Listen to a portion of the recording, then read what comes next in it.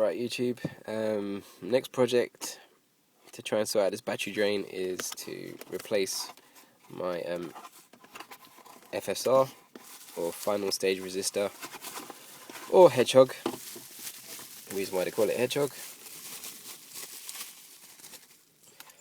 because it looks spiky. Alright, so here's my new unit, and I know it goes down there underneath behind the actual climate control, which is going to be a pain, but I've got a guide to go through it and hopefully make a video guide to back that up. The reason I'm doing this is because my climate control is jumping.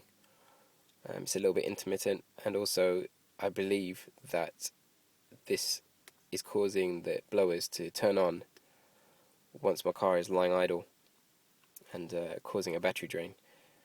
But we'll see. Cost of this is 40 quid. I didn't get it off of eBay. I have a tried and tested part shop near me. So yeah, 40 quid. Hell of a lot cheaper than the Steelers, which BMW were charging 72, I think it is, plus VAT.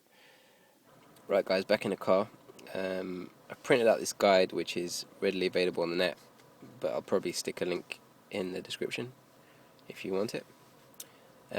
Basically says there are a few screws under the steering wheel that I need to get access to. This is a right hand drive car. So hopefully you can see those screws there. 1, 2, 3.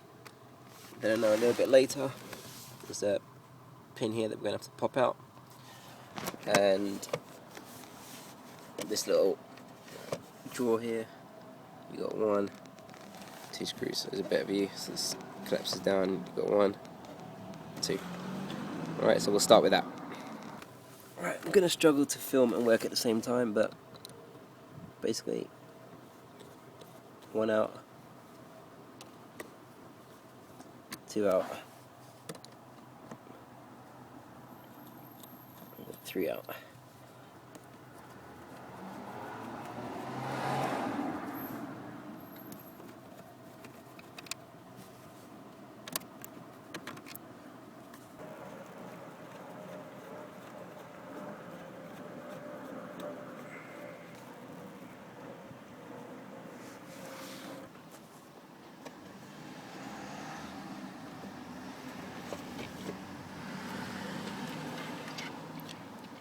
Right, so that just pops out of there. Okay. There's a little metal clip in here holding this trim up. There's one on the other side. But that's loose, so I think someone's been in here before. Alright guys, so what I did was just use a panel removing tool in here to flick the clip out. It's quite a sharp little metal clip, so that should now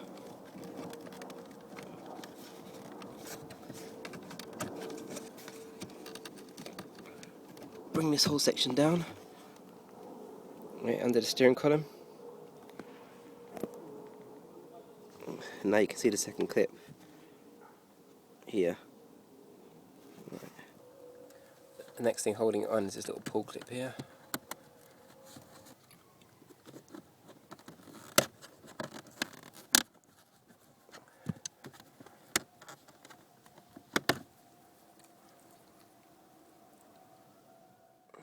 Right, then lastly, right, as you got your pedal,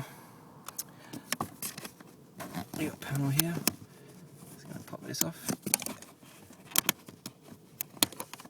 Right, that's off there.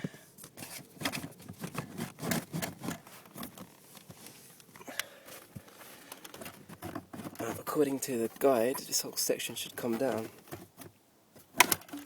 and sure enough it does. Alright, so there we go, you can have a look.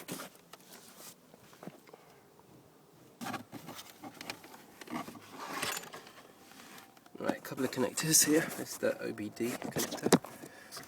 Let's see. Oh, my clip's broken. That's not good. Right, so you've got an OBD connector there. You've got the light.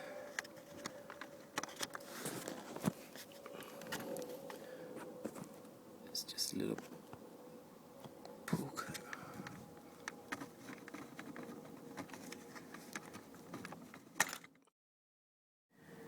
Start there. And this one should be straightforward, but my actual holding clip is broken, which is a shame. I hate broken stuff, so it's broken there.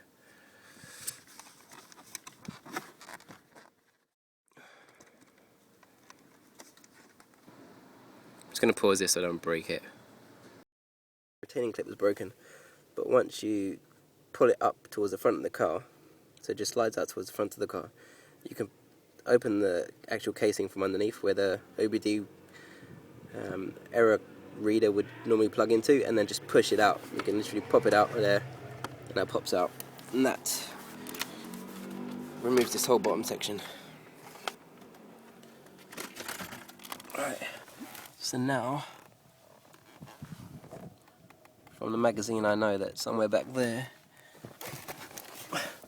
behind this housing is the actual is the resistor. Alright, so got to get that off next. Right guys, so we're on to part 12 where it says I need to remove this housing by taking out 2 Torx screws. One is visible, one isn't. I'm not looking forward to this at all, because if you can see there, that's the Torx screw that's visible, and that's the housing that's got to come out behind there. The other one is going to be above it, so I'm going to have to get in above there somehow. Let's see if the camera can see where it is. Oh, it isn't too bad. If that's, I can't see it from being on the floor in the footwell, but if that's it, it isn't too bad. Got to get in there.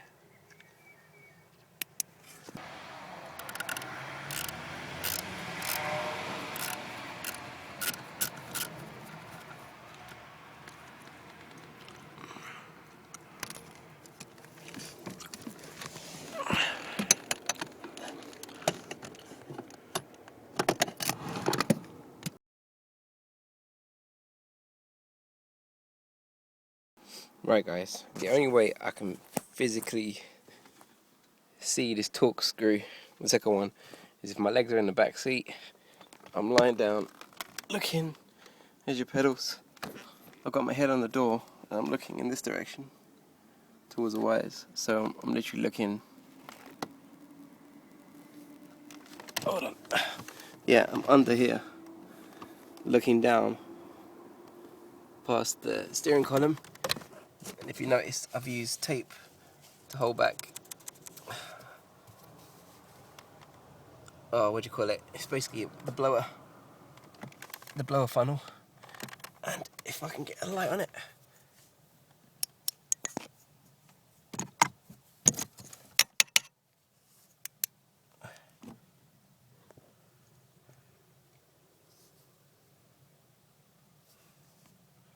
Right, there's a screw.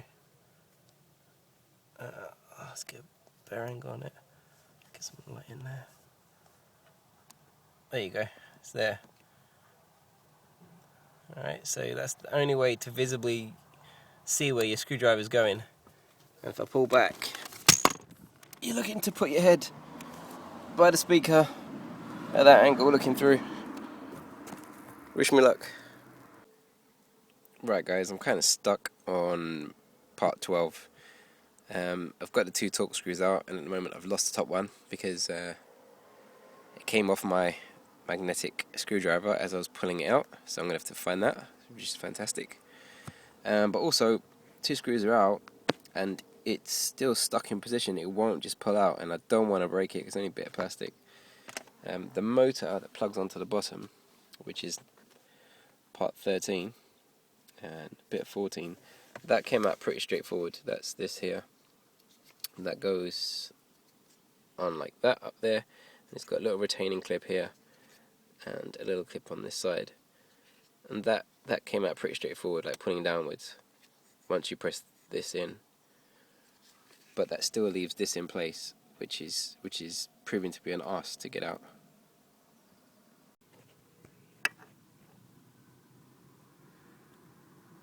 Right. So I have to change the angle on this. So you see that there? the screw I thought it was in the top. No, it's not that one. It's the one below it. There's a second screw there. So not the top one, the bottom one. Fantastic. Right guys, so this part here, I finally managed to get to the screw. My neighbour convinced me that you can stick your head up there, and as you can see in the pictures, that's the only way of doing it. So guys, this is the most difficult screw. So this is the motor housing, right, it gets in your way. So I'm just showing them where the screwdriver is. That's the position of where you need it. And if you put your head, if you lie flat in your driver's well, the pedal well, and stick your head right up on the steering column, you can see the hole. If you've got a bit of patience, that's the way to get it in. Alright, it's the easiest way, and as far as I'm concerned, the only way of doing it. Finally got this piece out, but I can't actually unclip it. There's a little, I don't know what you call it, little bar that plugs into there that is hooked on by a little piece of plastic and a little metal rod. That's it. That hooks into the white bit at the top. But because it's so flimsy, I don't want to break it, so I want to pull it out. Now, there's a resistor in the background. That's the bit there. I've unplugged the clip from it. Alright, so I think there's 2 screws holding it in place, so I'm going to try and get those out now.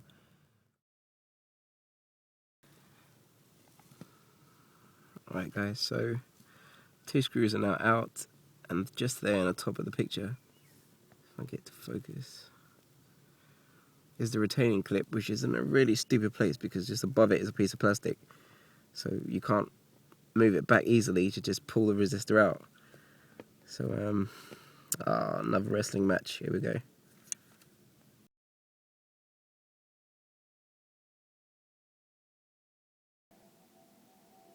Right, there you go, there's the old one out. Finally, I had to use a pair of pliers to kind of get it loose, and a panel removing tool to hold the retaining clip away from the actual resistor, and then pull it out by hand, and it came out pretty easy. Here's the new one. Try and get that in now, and just reverse this whole process, and hopefully that's it, job done.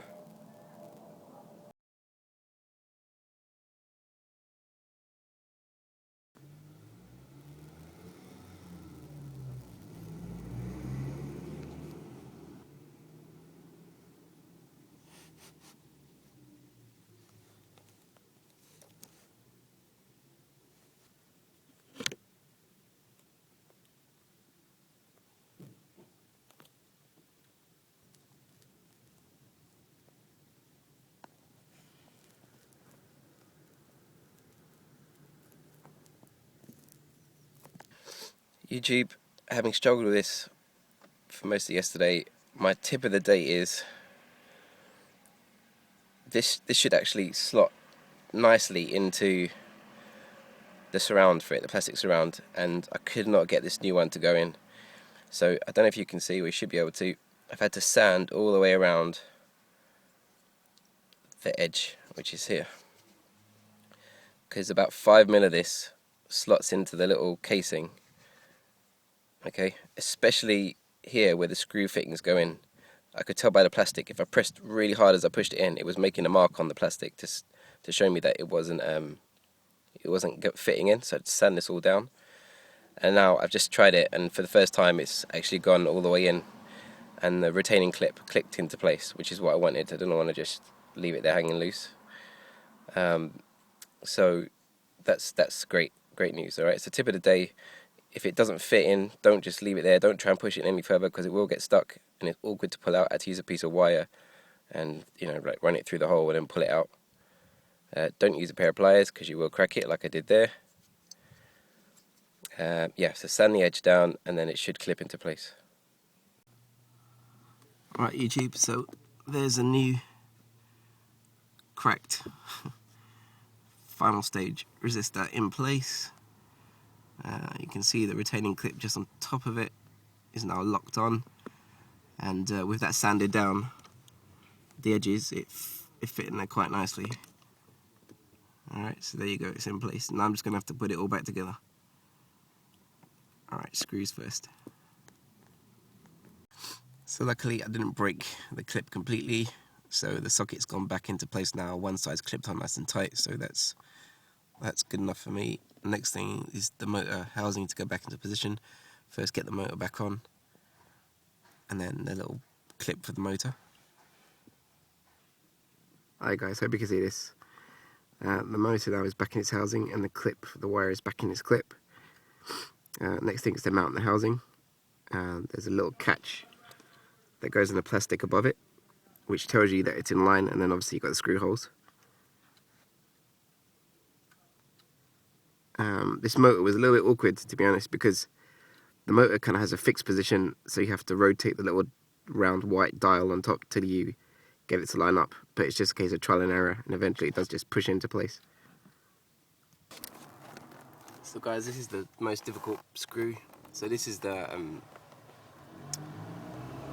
motor housing, right, it gets in your way. So I'm just showing them where the screwdriver is. That's the position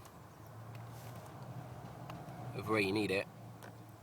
And if you put your head, if you lie flat in your driver's well, the pedal well, and stick your head right up on the steering column, you can see the hole. If you've got a bit of patience and use a bit of tape to stick the screw to your screwdriver head, that's the way to get it in.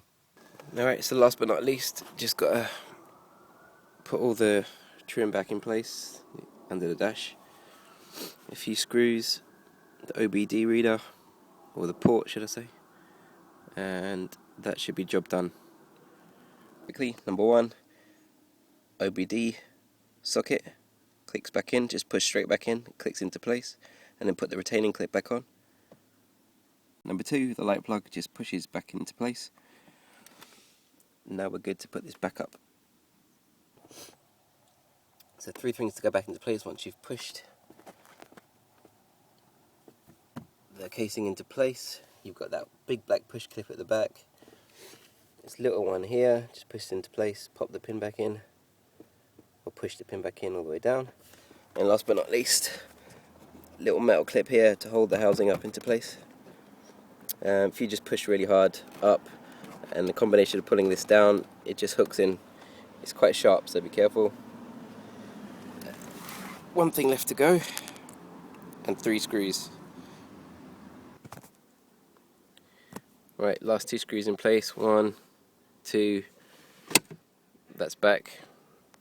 I'm not sure where those scratch marks came from, but I'm going to have to deal with that at some point. Not nice. Previous owner. Okay, I think that's it. I'm just going to check my little parts pot, make sure there's nothing else left, but we should be done. Right guys, that's it, job done. Everything's back together. Got to turn the car on, but I'm sure that'll be fine.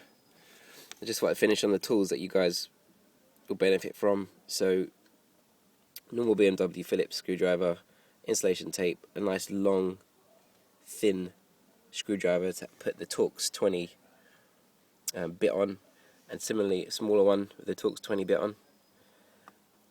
Panel removing tool, probably one of the best tools I've bought in a long time. They're fantastic, really handy for the retaining clips. Torch is a must, and a bit of wire to thread through the resistor if it gets stuck. If you want to pull it out, it's best to use a wire, not pliers, because you'll break it like I did. Alright, last but not least, or the first thing, should I say, is was this guide from Total BMW magazine, which was great, which is a good guide. They don't really mention the hard bits, but I hope this video has, and I hope it saves you guys a bit of time. All in all, it should take about an hour, hour and a half. Hardest thing, you need a bit of patience. You need to be willing to get underneath. You need to be able to get upside down. But that's it, job done.